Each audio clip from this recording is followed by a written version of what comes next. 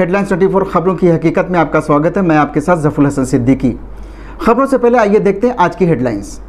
भारतीय विदेश मंत्री एस जयशंकर ने कहा है कि भारत ना तो आतंकवाद को बर्दाश्त कर सकता है और ना ही कूटनीति के तौर पर इसे जायज़ बताया जा सकता है। भारत में कोरोना के खिलाफ कॉकटेल ड्रग का इस्तेमाल शुरू हो गया है। ये एक बनी बनाई इम्यूनिटी है जो कोरोना संक्रमित मरीजों के लिए इलाज में 70% तक कामयाब बताई जाती है। पंजाब नेशनल बैंक घोटाले में अभियुक्त और हीरो के भगोड़े व्यापारी मेहुल चोकसी को डोमिनिका में पकड़ लिया गया है।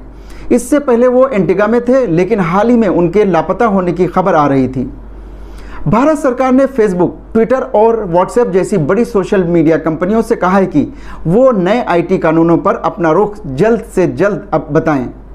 केंद्रीय स्वास्थ्य मंत्रालय के मुताबिक भारत में अब तक कोरोना वैक्सीन की 20 करोड़ डोज दी जा चुकी हैं और 45 साल से ज़्यादा उम्र वाले 34% लोगों को वैक्सीन की पहली डोज लगाई जा चुकी है। प्रयागराज में गंगा किनारे कुछ जगहों पर रेत में दफन सैकड़ों शवों की तस्वीरें और वीडियो अब देश और दुनिया में चर्चा का विषय बन चुके हैं। इन सैकड़ों मौतों पर सवाल खड़े हो रहे हैं। प्रयागराज के श्रृंगेश्वर धाम के पास गंगा किनारे करीब 2 किलोमीटर की दूरी में महज 1 महीने के भीतर इतने शव दफन कर दिए गए कि उन्हें गिनना मुश्किल हो गया। शवों को दफनाने में इतनी जल्दबाजी की गई कि शवों पर पड़े कफन बाहर दिख रहे थे। कुछ शवों के शरीर के कुछ अंग बाहर निकले थे जिन्हें जानवर नोच रहे थे और शवों के ऊपर गिद्ध और कौवे मंडरा रहे थे। ये स्थिति प्रयागराज के फाफामऊ, झूसी, दारागंज और कुछ अन्य घाटों पर भी दिखी। इससे पहले उन्नाव, फतेहपुर, कानपुर और रायबरेली में भी शव रेत में गड़े हुए मिले थे।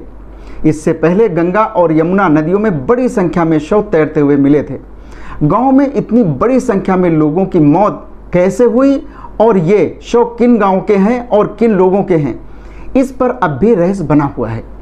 प्रयागराज के दारागंज के दाह संस्कार करने वाले पुरोहित राजकुमार बताते हैं कि कई बार लोग शव लेकर आते हैं और रेत में दबाकर चले जाते हैं, लेकिन ऐसा वही लोग करते हैं जिनके पास दाह संस्कार कराने की क्षमता नहीं होती है या फिर शव बच्चों के होते हैं।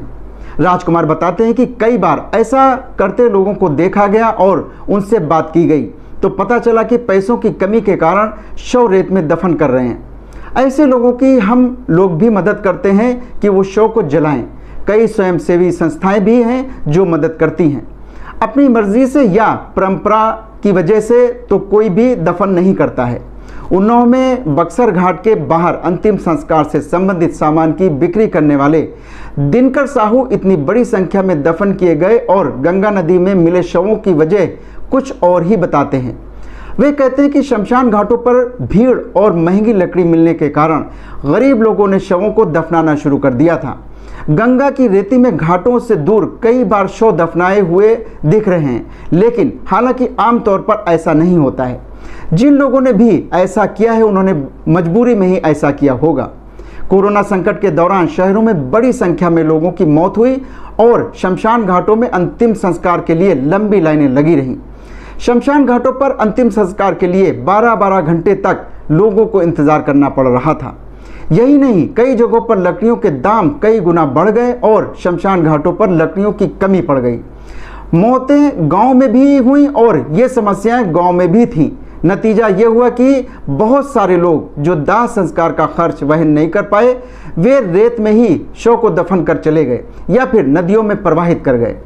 राजेश कुमार सिंह कहते हैं कि इतनी बड़ी संख्या में शवों के दफनाने की सबसे बड़ी वजह गांव में कोविड और अन्य बीमारियों से पिछले 1.5-2 महीने के भीतर हुई मौतें हैं।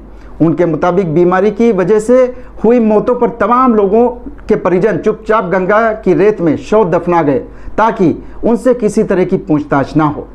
दूसरे संसाधनों की कमी भी एक बड़ी वजह थी। इस बीच प्रयागराज से रोंगटे हिला देने वाली तस्वीर और वीडियो वायरल हो रहे हैं। इन वायरल वीडियो में नदी किनारे दफनाए गए शवों पर बिछी पीली और गिरवा चादरें सफ़ेद रेत पर उभर कर दिख रही हैं। उत्तर प्रदेश के प्रयागराज से सामने आई इन वीडियो में नगर निगम के कर्मचारी इन अज्ञात शवों पर लगे पीले कपड़े को खींचते हुए दिखाई दे रहे हैं। कुछ ऐसा ही दुखद नज़ारा उन्नाव में भी देखने को मिला है। उत्तर प्रदेश में गंगा किनारे हो रही इस कार्रवाई पर कांग्रेस ने योगी सरकार पर निशाना साधा है। कांग्रेस नेता प्रियंका गांधी ने एक वीडियो ट्वीट कर लिखा है, जब वे जीवित थे तो उन्हें उचित चिकित्सा नहीं मिली। इनमें कई को सम्मानजनक अंतिम संस्कार भी नहीं मिला और ना ही सरकारी आंकड़ों में कोई स्थान। अब उनकी कब्रों से रामनामी यानी पवित्र पीले कफन को भी हटाया जा रहा है।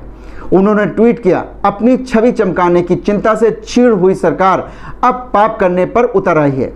ये कैसा स्वच्छ अभियान है, ये अपमान है मृतकों का, आस्था का, मानवता का।